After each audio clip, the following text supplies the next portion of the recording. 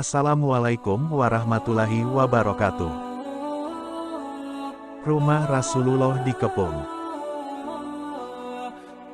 Setelah merancang langkah-langkah hijrah, Rasulullah pulang ke rumah, bersiap-siap dan menunggu malam. Siang itu di tempat lain, 11 pemuka Quraisy yang ditunjuk pun mempersiapkan pelaksanaan rencana yang telah mereka tetapkan di Darun Nadwah. Mereka adalah Abu Jahal bin Hisham, Al-Hakam bin Abu Muwaid, An-Nadr bin Al-Harits, Umayyah bin Khalaf, Zamah bin Al-Aswad, Tuwaimah bin Adi, Abu Lahab, Ubay bin Khalaf, Nubi bin Al-Hajjaj, Munabi bin Al-Hajjaj. Mereka sepakat akan melaksanakan rencana jahat mereka, membunuh Rasulullah pada malam hari, dan sudah menetapkan para pembunuh. Sepulang Rasulullah, Sayyidina Abu Bakar berpesan kepada putranya, Abdullah, agar setiap hari mendengarkan rencana-rencana Quraisy saat mereka tahu Rasulullah telah berangkat hijrah, lalu berkata, Abdullah, setiap petang pergilah ke Gua Sur tempat Rasulullah dan aku bersembunyi. Ajaklah adikmu, Asma, suruh ia membawa makanan untuk kami. Sayyidina Abu Bakar juga menugasi pembantunya, Amir bin Fuhairah, agar menggembalakan kambing-kambingnya di dekat Gua Sur selama Rasulullah dan Abu Bakar bersembunyi di situ. Amir bertugas memerah susu kambing untuk minum Rasulullah dan Sayyidina Abu Bakar, sekaligus memberi peringatan jika orang-orang Quraisy itu mendekat. Malam pun tiba, datanglah para pembunuh ke rumah Rasulullah. Mereka adalah para pemuda kekar yang berasal dari berbagai kabilah. Pembunuh-pembunuh itu bersenjata lengkap dan mengepung rumah Rasulullah dari segala penjuru, depan, belakang, dan samping. Disertai para ketua kabilah, jumlah semuanya hampir 100 orang. Tampaknya tidak ada celah sedikit pun untuk meloloskan diri. Mereka begitu yakin rencana itu akan berjalan mulus. Mereka terus berjaga, menunggu saat yang sudah ditentukan. Tetapi, Allah lebih berkuasa atas segala sesuatu. Di tangannya lah langit, bumi, dan segala isinya. Dia bebas berbuat sesuai dengan yang dikehendakinya. Dia melindungi dan tidak membutuhkan perlindungan. Dia melaksanakan apa yang telah disampaikannya kepada Rasulullah. Dan ingatlah ketika orang-orang kafir Quraisy memikirkan tipu daya terhadapmu, Muhammad, untuk menangkap dan memenjarakanmu atau membunuhmu, atau mengusirmu. Mereka membuat tipu daya dan Allah menggagalkan tipu daya itu. Allah adalah sebaik-baik pembalas tipu daya. Quran Surat Al-Anfal 8:30. Sementara itu, Rasulullah telah bersiap-siap. Pada saat yang kritis itu beliau bersabda kepada Ali bin Abu Thalib, "Tidurlah di atas tempat tidurku, dan berselimutlah dengan mantel hijauku yang dari Hadramaut ini. Sesungguhnya engkau akan selamat dan aman dari gangguan mereka yang engkau khawatirkan." Menurut sebuah riwayat, salah seorang pembunuh dari Quraisy mengintai ke dalam rumah Rasulullah dengan memanjat. Konon, setiap kali ia memanjat, terdengarlah suara tangis seorang anak perempuan. Orang itu pun segera turun. Begitulah yang terjadi berkali-kali. Menurut adat kesopanan Quraisy, terhinalah seorang ksatria yang memasuki rumah orang yang akan dibunuhnya dan hinalah seorang ksatria yang sampai merusak keamanan seorang perempuan. Anak perempuan tadi adalah seorang keluarga Rasulullah yang terbangun dari tidurnya. Demikianlah, para pembunuh terus berusaha mengintai untuk memastikan apakah Rasulullah masih berada di rumah atau tidak. Ketika melihat seseorang, Ali bin Abu Thalib, yang tidur dengan berselimut, mereka menyangka itu adalah Rasulullah.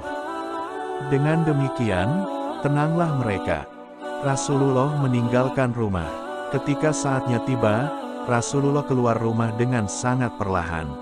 Beliau mengambil segenggam pasir dan menaburkannya ke kepala para pengepung sambil membaca doa.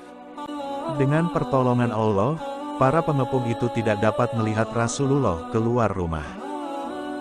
Dan kami jadikan di hadapan mereka sekat dinding, dan di belakang mereka juga sekat, dan kami tutup mata mereka sehingga mereka tidak dapat melihat.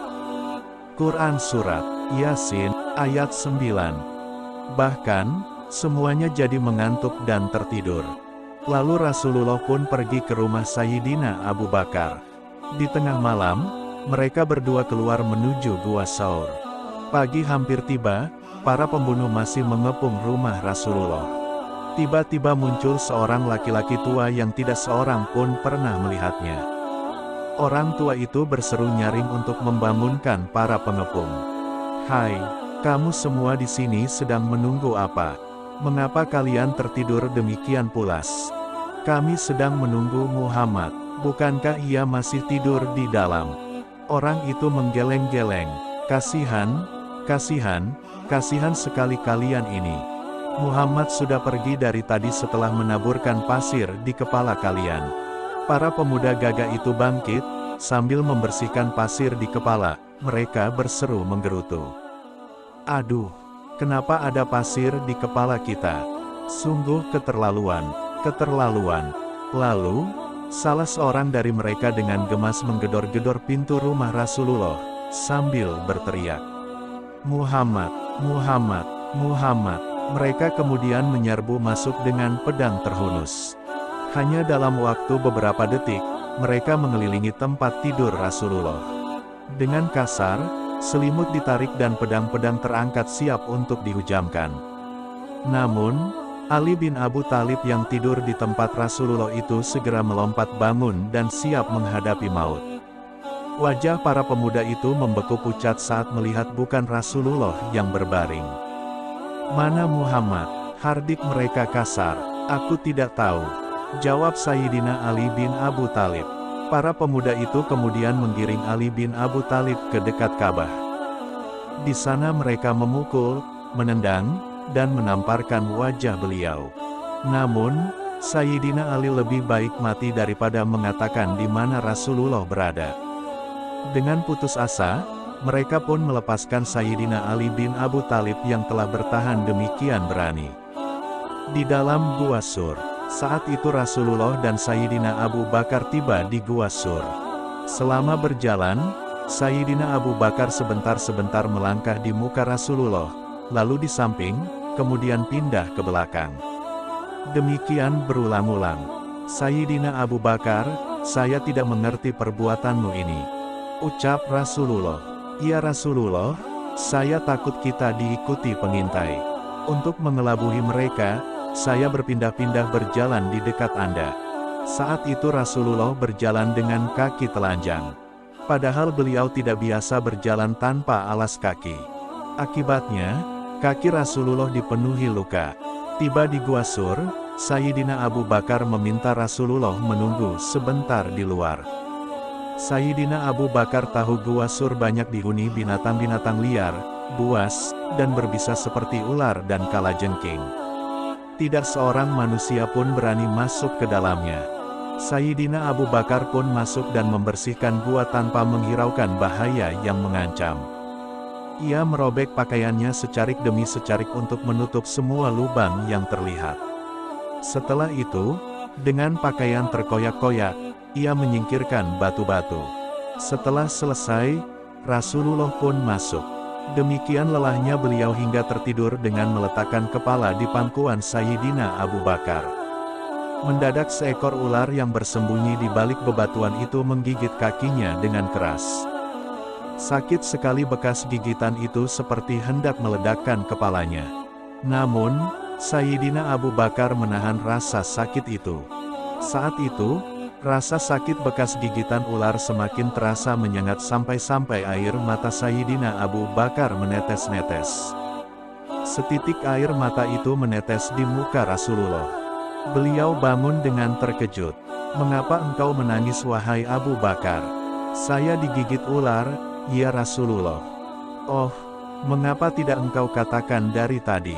Saya takut membangunkan engkau," kata Sayyidina Abu Bakar. Rasulullah memeriksa luka Abu Bakar, meludahi, dan mengusapnya. Seketika itu juga, bengkak dan rasa sakitnya lenyap. Kemudian, Rasulullah bertanya, "Kemana pakaianmu?" Abu Bakar menceritakan semua yang terjadi. Rasulullah terharu. Beliau pun berdoa, "Ya Allah, letakkan Abu Bakar kelak pada hari kiamat pada derajatku." Mereka berdua bersembunyi di dalam gua selama 3 malam, yaitu malam Jumat, malam Sabtu, dan malam Ahad.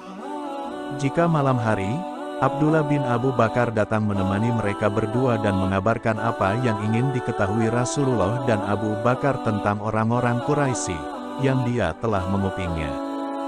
Dan menjelang fajar dia segera menyelinap kembali ke Mekah, seolah-olah tidak pernah pergi kemana-mana. Sementara itu, orang-orang musyrik Quraisy pun panik, bingung mencari Rasulullah dan si Abu Bakar. Sallu ala Nabi Sayyidina Muhammad. Ingat, Allah tidak menciptakanmu untuk mencari uang lalu mati.